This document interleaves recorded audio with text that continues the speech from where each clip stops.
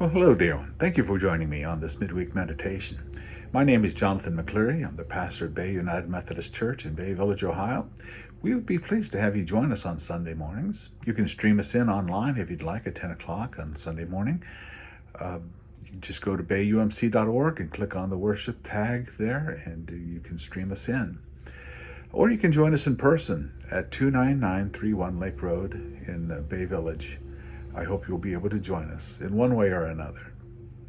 One of the benefits of a liberal arts education is that you get to dabble in a wide variety of academic endeavors, which result in making you a well-rounded person.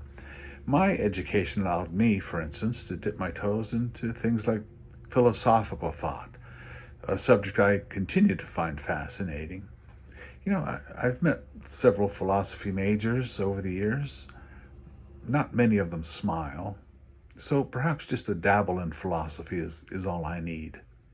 But forgive me if I get a bit esoteric here in the next few moments. It may seem I'm going deep into the weeds, but I'll bring you out of them, I promise. One of the discussions in philosophy is the nature of reality. What actually is real? We have a naturalistic understanding of reality, but that is not enough for philosophers.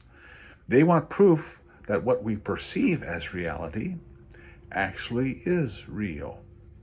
Some of them speculate that reality may be just a construct of our imagination. How can you know for sure? Well, Descartes famously said, "I think, therefore I am." And so he became certain at least of his own reality. But what about everything else? Some philosophers speculate perception is reality, but what if nobody is present to perceive something? Does it therefore cease to exist until it is perceived once again?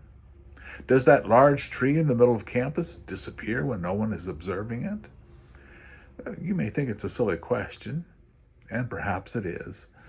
Robert Knox satirized the argument with a little poem. He writes, "There was a young man who said, 'God must find it exceedingly odd to think that the tree should continue to be when there's no one about in the quad.'" There's a reply. "Dear sir, your astonishment's odd. I am always about in the quad, and that's why the tree will continue to be, since observed by yours faithfully, God." Well, let's get a little more tangible.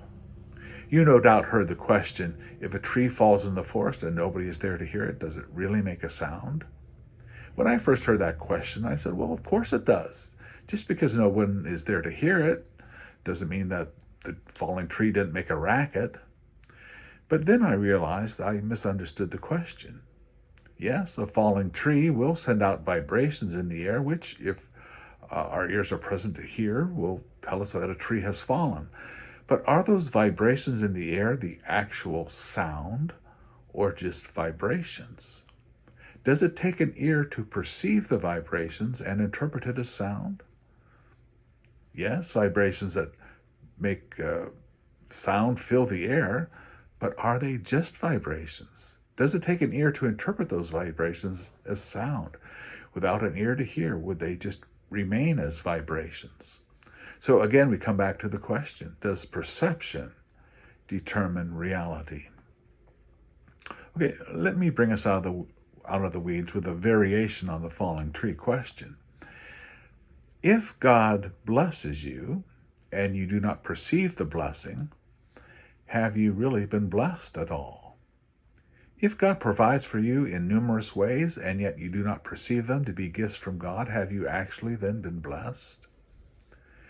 I would answer my own question by saying, yes, you have actually been blessed, but it will do you little good.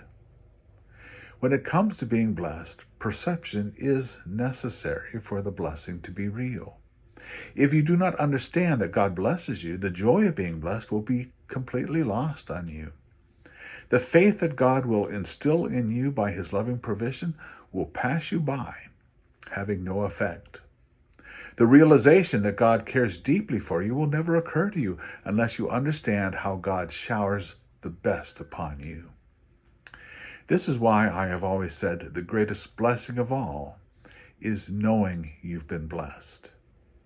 For until you realize the blessing, all the benefits of being blessed will be meaningless to you. David begins the 103rd Psalm by writing, "Praise the Lord, O my soul, and all my inmost being, praise his holy name. Praise the Lord, O my soul, and forget not all his benefits." David then goes on to describe a litany of blessings God sends our way. For it is in the understanding of these blessings that truly causes our hearts to feel blessed. Thanksgiving is just around the corner. I invite you to investigate just how richly, fully, and extravagantly God has blessed you. For the greater your perception, the more fully you'll be blessed. And when you go about thanking God for the blessings in your life, be sure to thank him for giving you the understanding, the knowledge, the realization, the perception that you have been blessed. For that may be the most important blessing of all. God bless you. Thank you again for joining me, and we will see you soon.